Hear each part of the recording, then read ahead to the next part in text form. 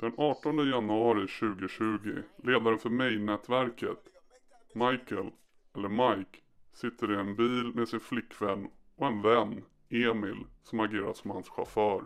De rullar in på en bensinstation, Circle K, vid Kungens Kurva i södra Stockholm. Kort därefter avlossas minst 26 skott mot bilen Mike sitter i. 17 av dem träffar bilen. Mike är uppväxt i Vårby och har sedan år tillbaka en intensiv och blodig konflikt med en annan man från Vårby. Shia Blamori, ledaren för Vårby-nätverket. På lördagen 18 januari vid cirka 16:40 på bensinmacken så kommer en annan bil och 2 skyttar från en annan bil avlossar ett kulregn mot Mikes bil. Föraren, Emil, träffas av 9 skott i nacken, bröstet och ryggen och avlider på platsen. 3 av skadorna var dödliga var för sig enligt åtalet. Mikes flickvän träffas av 3 skott bland annat i huvudet och får allvarliga skador men överlever till slut. Mike, som är måltavlan för attacken, klarar sig helt oskadd utan att bli träffad av några kulor. Måltavlan Mike och offret Emil är tidigare dömda för grovt vapenbrott vid samma tillfälle och tillsammans. En då 24-årig man, Jonas, är den enda som fälls för mordet och mordförsöken. 24-åringen har varit föraren av bilen därifrån det kommit massiv eldgivning från minst 2 skyttar med 2 vapen mot bilen Michael sitter i. I hovrätten får han livstidsfängelse. I efterspelet är Mike ute efter hämnd och enligt åklagare vid olika tillfällen har han planerat samt själv försökt döda män från Vårby-nätverket och lierade nätverk. Michael Jokana är ledaren för nätverket May eller May-nätverket. Han kallas även för Mike. I nätverket ingår enligt polisen bland annat M5, Hassan och Robin och ett 10-tal andra. Enligt åtalet har Michael, M5 och ett antal andra gärningsmän uppsåtligen tillsammans och i samråd enligt en gemensam brottsplan under perioden 20 till 30 juli 2020 i bland annat Stockholmsområdet planerat att döda en eller flera av MT, Salle och Marcel samt ett antal andra oidentifierade målsäganden vid bland annat följande tillfällen. 21 och 22 juli 2020 planerat och försökt att döda MT och Salle. 23 till 30 juli 2020 planerat att döda MT, Salle och Marcel. Dessutom Mike, M5 och ett antal andra gärningsmän har under perioden 23 till 30 juli 2020 planerat att åstadkomma en explosion som om brottet fullbordades hade framkallat fara för annans liv eller hälsa eller för omfattande förstörelse av annans egendom. Ledare Michael Jokana och ett okänt antal andra gärningsmän har uppsåtligen och tillsammans och i samråd enligt en gemensam brottsplan den 21 och 22 juli 2020 på Hundhamravägen i Norsborg för att döda en person genom att avlossa ett stort antal skott med en automatkarbin av typen Kalashnikov mot en bil i vilken måltavlan befunnit sig. Polisen har hittat skotthål i en parkerad bil och enligt MT själv i krypterade chattar är det samma vita Audi RS4 som dyker upp då och avlossar skotten som vid Adriana-mordet bara en vecka senare. Efter mordförsöket 22 juli 2020, 2 dagar senare, skjuts igen på Idens väg i Norsborg.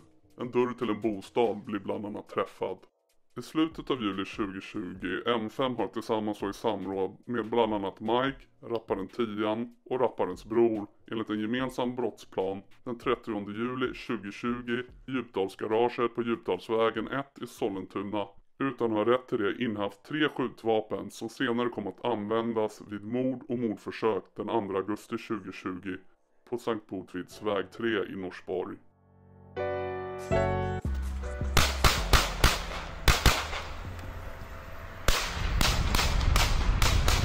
Vapnen har, tillsammans med en bil som användes vid mordet, använts vid inspelningen och produktionen av en musikvideo som har gjorts allmänt tillgänglig via internet.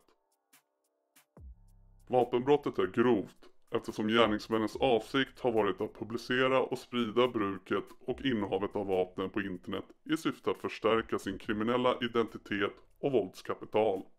Till styrkan av att Michael Jokana, ledaren, är pådrivande i att Tians musikvideo Blue Cheese ska publiceras, att musikvideon har en tydlig koppling till organiserad brottslighet och att det bakom framtagandet av musikvideon fanns en tydlig vilja att genom videon markera makt och styrka utifrån förekomsten av bland annat vapen och viljan att använda dessa också för dödligt våld. Inspelningen till musikvideon sker 30 juli 2020. Bara några dagar senare mördas Adriana. Rapparen Tian får efter mordet instruktioner om att dölja den vita Audin och scenen där Michael går upp ur takluckan på den vita Audin och riktar AK-47 mot kameran, och den klipps bort innan musikvideon Blue Cheese publiceras på YouTube. Senare när polisen går igenom rapparen Tians mobiltelefon så hittas en text. Rapptexten påträffas i appen Anteckningar med tidstämpel 8 juli 2020 med bland annat följande verser. Shoutout till kranen, skicka last på 100 keys. Shoutout M, your drive-by när han pumpar Blue Cheese. Skicka video på Sky för jag älskar scener blod spills. Shoutout M, han är skyttekung. Åklagaren menar att styrkan av Tians rapptexter syftar till att hylla Michael såsom ledare för en kriminell gruppering, Main-nätverket, och att det bakom framtagandet av texterna funnits en tydlig vilja att genom musiken markera makt och styrka utifrån förekomsten av bland annat vapen och viljan att använda dessa också för dödligt våld i förhållande till andra kriminella grupperingar. Mike, M5, Hassan och ytterligare en gärningsman har tillsammans och i samråd enligt en gemensam brottsplan den 1-2 augusti 2020 på olika platser i Stockholmsområdet och i Västerås planerat att döda Ilja Jurkovic, Marcel och Heidar från Vårbynätverket. Ilja, som numera avtjänar ett långt fängelsestraff, var högt uppsatt inom Vårbynätverket. Bara knappt en timme innan Adriana-skjutningen sker så befinner sig Ilja på bensinmacken vid McDonalds i Norsborg. Enligt åklagaren har Mike, M5, Hassan plus en ytterligare man den 2 augusti 2020 anlänt till brottsplatsen runt 03.24 i en falskskyltad vit Audi från vilket de avlossat ett stort antal skott vid flera skottillfällen med 3 vapen.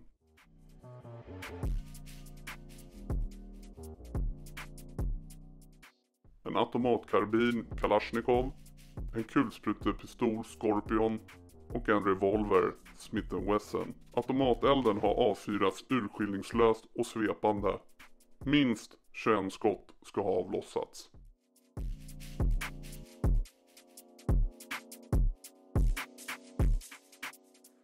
Syftet är att Salle, MT eller någon av deras vänner som befunnit sig på parkeringen utanför McDonalds skulle träffas av skotten. 2 av skotten träffar istället 12-åriga Adriana som avlidit till följd av skottskadorna. Hon träffas på högra sidan av bröstryggen med en mycket kraftig söndertrasning av levern och med ett sannolikt utgångshål på den vänstra sidan av bröstkorgen och en skottskada med ingångshål på den vänstra handryggens lillfingersida med skottkanal snett uppåt genom handleden och utgångshål på underarmens böjsida. De egentliga måltavlorna för attacken kommer undan oskadade och kommer tillbaka till platsen och försöker hjälpa Adriana. De stannar på platsen och talar med polisen. Mordet på Adriana får mycket uppmärksamhet i media. Enligt åklagaren ringer en av måltavlorna, Salle, in ett anonymt tips och säger att den vita Audin skyttarna sköt från syns i Tians musikvideo Blue Cheese och har syns till i ett garage i Sollentuna. När polisen åkte ut till platsen var bilen inte kvar. Däremot hittade man en patron från en AK-47, en Kalashnikov.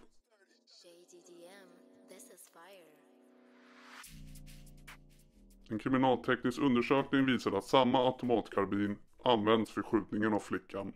Vapnet kopplades även till 2 mordförsök, de i slutet av juli i Norsborg. Rapparen Tian dömdes till 4 års fängelse i hovrätten. Hans bror dömdes till 5 års fängelse i hovrätten och den tredje mannen fick 2 år och 6 månaders fängelse i hovrätten.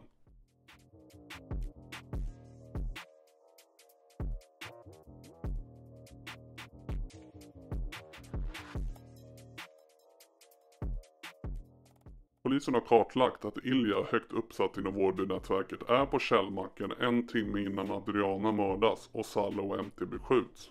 I chattar timmarna innan mordet skriver personer att man har goish på Ilja och att de är i stan och festar. Polisen tror att det är de Michael och hans gäng vill skjuta den här natten, men att det är Salim och MT som de ser. De blir ett lika intressant mål då de känner och är nära kopplade till individer från Vårbynätverket. Main-nätverket är täta med Västeråsnätverket. Main-nätverket har en lång och blodig konflikt med Vårbynätverket som Salle och MT från Norsborg kopplas till. S, eller Salle, och MT bär skyddsväst och är de egentliga måltavlorna. Efter mordet på Adriana 12 år, där de är måltavlorna, vill Salle och MT hämnas.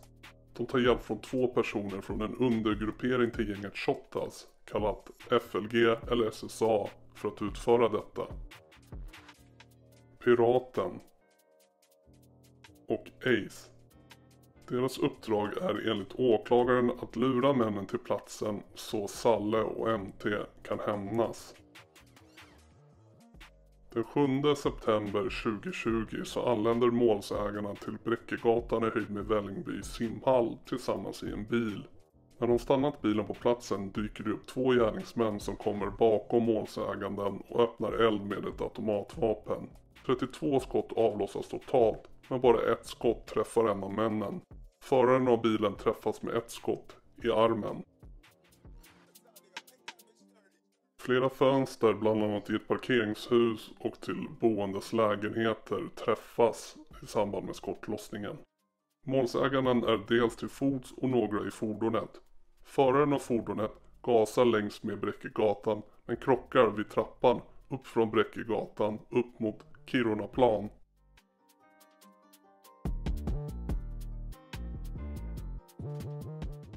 De 3 som satt i detta fordon springer sedan upp för aktuell trappa och över centrala Vällingby mot Solursgaraget där de anträffades av polispersonal. Övriga målsägande på platsen tros även de springa samma väg men blir upphämtade av ett fordon och lämnar Vällingby. Mordförsöket den 7 september föregås och efterföljs av flertalet mordförsök och förberedelser som aldrig fullföljs.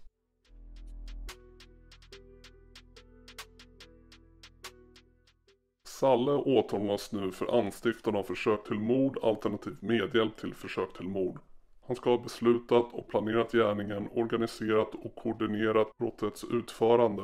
Han har mottagit information, fört vidare information samt lämnat direktiv och instruktioner om brottet. Han har förmått övriga gärningsmän att utföra brottet.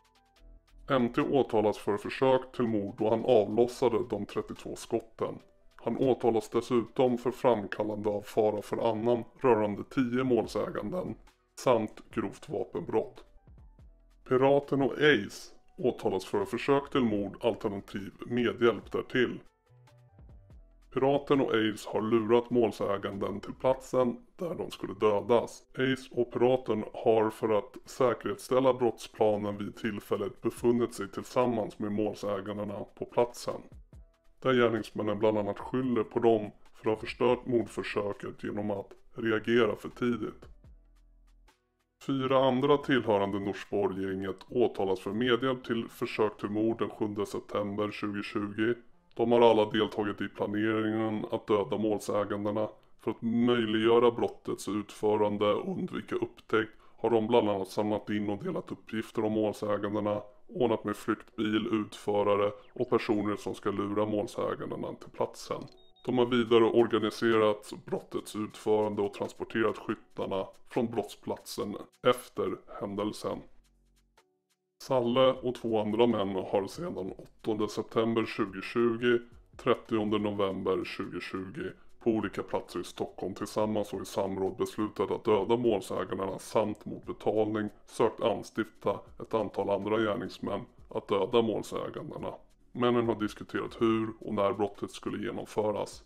Salle har även 11 september 2020 på okänd plats i Stockholmsområdet tagit befattning med en pistol och en automatkarbin. Vapnet har varit särskilt ägnade att användas som hjälpmedel vid brottet. Salle tillsammans med andra har den 22 november 2020 på okänd plats i Stockholmsområdet med uppsåt att utföra eller främja brottet som betalning för mordet överlämnat i vart fall en telefon med krypterad chattfunktion. Det framkommer även i utredningen att under perioden 18 oktober till 23 november 2020 med nämnda gärningsmän kommit överens med en annan person nära måltavlorna om en brottsplan varigenom personen i fråga åtagit sig att lura målsägandena till en plats där de skulle skjutas ihjäl. Precis när vi var i slutskedet av denna video så kommer ett nytt åtal. Ilja högt uppsatt i Vårbynätverket som redan avtjänar ett långt fängelsestraff tillsammans med en annan man med samma gängkopplingar åtalas för grova brott. Ilja åtalas och misstänks för grovt vapenbrott. Han har den 9 juli 2020 på okänd plats i Stockholm och på Karlfeldsgatan i Västerås utan att ha rätt till det innehaft en pistol och en automatkarbin. Ilja tillsammans med den andra mannen åtalas också för förberedelse till mord, i andra hand stämpling till mord. Ilja har i samråd med andra beslutat att Michael Jokana, Robin och M5 från Main-nätverket ska dödas. Beslutet har manifesterats genom åtgärder. Han har därvid sökt anstifta andra till att utföra gärningen. Det hände mellan den 21 juni 2020 och den 12 augusti 2020 på olika platser i Stockholm. Bland annat i Vårby. Det vill säga redan innan Adriana-mordet har sådana planer funnits och ett mordförsök har redan skett riktat mot Michael den 18 januari samma år. I dessa hemliga chattloggar som polisen får tillgång till framkommer det även att Ilja haft nära kontakt med Farre från Shottaz och även med Aje. Ilja har därvid med syfte att utföra eller främja brottet och undgå upptäckt och identifikation under en aktuell tidsperiod på olika platser i Stockholm. Bland annat i Vårby tagit befattning med en telefon med krypterad chattfunktion, vilket var särskilt ägnat att användas som hjälpmedel vid brottet. Med hjälp av denna har brottet planerats och organiserats. Ilja har även för att utföra eller främja gärningen tagit befattning med en pistol och en automatkarbin, vilka den 9 juli 2020 överlämnas till personer som transporterat vapnen till en lägenhet på Karlfeldsgatan i Västerås, där det för Iljas räkning förvarats med avsikt att användas vid brottet. Enligt uppgifter ska personen som förvarat vapnen i Västerås vara Farre från Shottaz kusin. Den andra åtalade, 31-åriga mannen, ska vara från Alby och åtalas för att i samråd med annan beslutat att Michael Jokana ska dödas. Beslutet har manifesterats genom åtgärder. Han har därvid sökt anstifta annan till att utföra gärningen. Det rör perioderna mellan 2 augusti 2020 och den 24 september 2020 på olika platser i Stockholm, bland annat Vårby. Michael Jokana, ledare för Main-nätverket, avtjänar redan fängelsestraff för redan begångna brott där han tidigast kommer ut runt 2028. Men nu som sagt åtalas han för grovt vapenbrott, mord, försök till mord vid 2 olika tillfällen, förberedelse till mord, förberedelse till allmänfarlig ödeläggelse, grovt brott. M5 från Main-nätverket åtalas för grov misshandel 1 juli 2020 i Mall of Scandinavia. Förberedelse till allmänfarlig ödeläggelse, grovt brott, mord, förberedelse till mord vid 2 olika tillfällen, grovt vapenbrott samt försök till mord. Hassan åtalas för grovt vapenbrott, förberedelse till mord, försök till mord samt mord. Åtal väcktes först i september 2022 mot Salle, MT samt andra män för hämnden de försökte ta mot Main-nätverket och andra för skjutningarna i juli samt i augusti 2020 riktade mot dem. Mitt i rättegången så skjuts den upp då ny bevisning har dykt upp. Åklagare är då även redo att åtala Main-nätverket, så rättegångarna slogs ihop till en stor rättegång och de är snart över. Vi väntar på domarna för mordförsöken i Norsborg i juli samt Adriana-mordet och de hämndmordförsöken som följde det. Vad tror ni utfallet av den massiva rättegången blir?